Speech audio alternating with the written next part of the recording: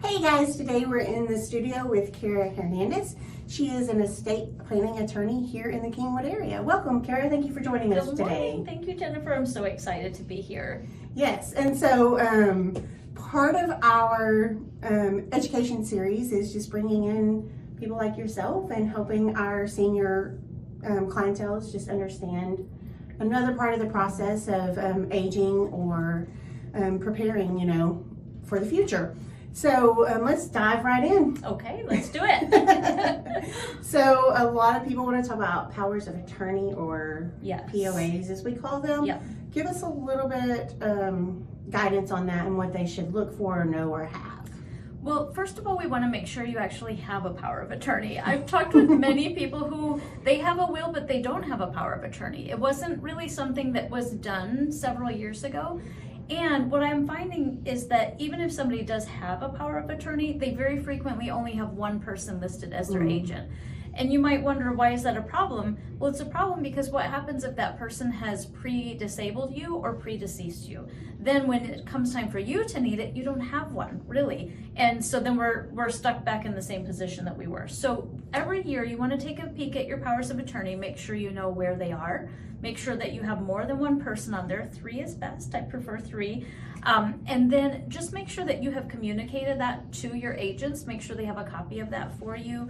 I recommend that if you are going to the hospital a lot or you're visiting the doctor a lot, just go ahead and have a copy of your medical power of attorney and HIPAA with you. If you've got an oxygen tank, you can stick it in your tank. If you've got, you can put it in your car, just wherever you are frequently going. And that way you'll have your power of attorney ready and with you. And if you have questions, that's something that you should definitely ask an attorney about.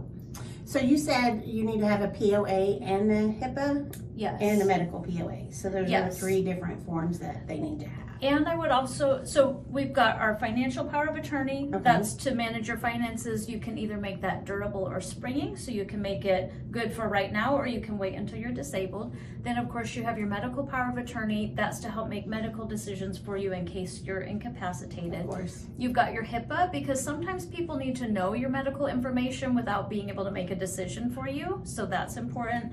And then a lot of people want to have their advance directive. Just saying what they want to have happen in case, the plug has to be pulled. Do I want to be on machines or do I not want to be on machines? And making sure that we're communicating that to the right people. And those are really hard conversations to have. And They so are. do you help families navigate those conversations? Every day, yes. And what I find is that we're having to navigate it within ourselves first. I mean, how many of us really know what is the exact situation that I need to use this in? I mean, and what I hear often is, don't pull the plug too quickly. Very fair, right? We don't want to be, abrupt in this, but we also don't want to linger if that's not our desire. And so we really talk through that and make sure that there's nothing that can replace a good conversation. We can write as many things as we want to, but for example, one of the things we used to write, people would say, I don't want to be on a breathing machine. Well, enter COVID. And without a breathing machine, it could be a terminal illness. So it could look like, hey, we shouldn't put them on a breathing machine and we'll just let them go, except that it was totally recoverable with the right machines. And so we've stopped being quite so specific, because who could have guessed that? And we just encourage our clients to have a great conversation with their family members. That makes perfect sense. So outside of power of attorneys, we also have wills. Yes. So what do they need to know about having a will and moving forward with that? Yes. Please have a will. It's gonna be really. Please have a will. Please have a will. You will be doing a great kindness to your family. A lot of times what I find is that people have a lot of misconceptions about what will happen to their property after they're gone. And they may even say, oh, well, I only have one child, it won't be a big deal. Not true. Or they, if they have a blended family, I've heard a lot of people say, oh, well, to my wife, you're gonna get everything. Also not true. If you have a blended family, there's a very complicated system of making sure that your children are protected, and it sometimes ends up with your spouse sharing with your children or your ex-wife. It's not a good thing. Please have a will. And what can also happen is that when you eventually go to court, or your family goes to court after you're gone, they may be forced into something called a dependent administration versus an independent administration. It's a lot of words. Just here, dependent administration means a lot more money and a lot more time, which can be totally avoided if you have a will that asks for an independent administration. It also takes a lot longer if you don't have a will, and people just fight about things for a lot longer. One of the things that I would love for people to review, if you do have a will, thumbs up for you, make sure it's up to date. You'd be surprised how very quickly things get out of date. I would say my average will, when people come back and say, hey, I need to do something with this, is about 20 years. Wow. That's a smidge too long. So I would review it every 3 years or so. You're probably going to need to change it about every 10 to 15, just because our lives, don't stay static. Well, and our children age, and so we can trust them with different things, whereas before we were Precisely. saying who was taking care of our children, Yes. versus now our children can actually take over our estate. Which is a beautiful Yes. thing. Yes. Yes. And I find it takes till they're about in their 30s Right. before people are comfortable naming their children to make some of those decisions. But it's also important to make sure that everybody in your will is alive and that you still like them. Because very frequently, it's really true. I get people coming in and they have their old will and they say, I don't talk to this person anymore. I don't want them in there. And it's important to go ahead and get those things changed. Definitely something to consider if you still like them. Yes. So, as far as communicating all of, do I have a will? Do I have a POA? Can you give us some insight to how we should communicate, how often we should communicate? Yes. One of the things that I recommend to my older clients is you be the one to bring this up with your children, because it's so difficult as an adult child to bring this up with your parent. You don't want them, to think that you don't want your children to have to bring this up and then it seems like they think you're going to die soon, or that they're money grubbing and that they're just trying to get, your estate. But they need to know, if you have named one of your children as your executor, they want to do an excellent job for you, but the only way they can do that is if you communicate that to them. Right. So number one, communicate, where is your will? That is one of our number one problems. We try to help them avoid the worst scavenger hunt of their life by you telling them where things are, right? If you think about your own family life, if you're looking for something in your house, if you can't find it in the first place you think it is, you probably have 2 or 3 ideas of where it might be. So maybe on a bad day, it might take you 30 minutes to find something. Not so with your family. They're literally going to have to tear your house apart just to find something. Another important thing to share with them are your passwords. Not just your passwords on your computer and to your different accounts, but also your phone. This happened with a friend of mine. Her That's husband. something I wouldn't even have thought about or considered, but we use our phones for so much now. For so many things, and it's really difficult after you're gone to be able to get into your phone. This happened with a friend of mine. Her husband had a stroke and was in the hospital, and she, through her grief, couldn't remember the password to his phone. So she called her 10-year-old and said, hey, what's Daddy's password? And of course he knew it, thank God. So she was able to get into his phone and call his boss and say, hey, this is what happened to him.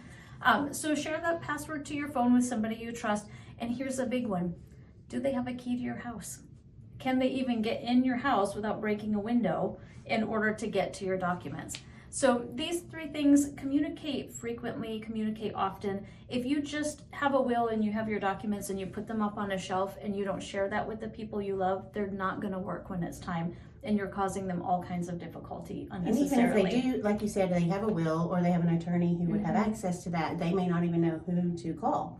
And there's so much more than that, right? I mean, what accounts do you use? Who do you use for your utilities? If it's August in Houston and you've passed away, we'd like to keep the lights on so that your house doesn't stink, right? I mean, so with your will, let's go ahead and have a binder so that you can have all of your different bills there. You can have your insurance to continue to be paid, people that they should contact. We need a little bit more organization than just a will.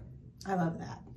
So there's a big, I don't know if it's trend or what, but a lot of people are talking about trust these days. Yes. Should I have a will, or should I have a trust, or should I have both?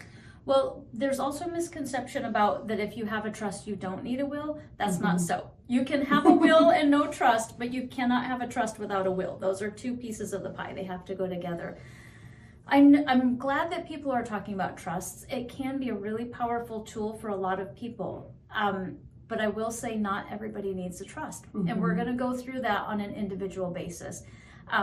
In Texas, there are a few things that really would require you to have a trust. When I hear these triggers from my clients, I require that they would have a trust, but it's not for everybody. Can you give us just an example of that? I would say a blended family. Okay. That's a big one. If you have minor children, that's going to be critical. I have minor children, I have a trust for them. And sometimes even if you have older children and they're just not financially ready yet, you'll probably want to have a trust. If you have a disabled beneficiary who's on Medicaid or on another government type of supplemental income or supplemental medical, you'll want to have a special needs trust for them.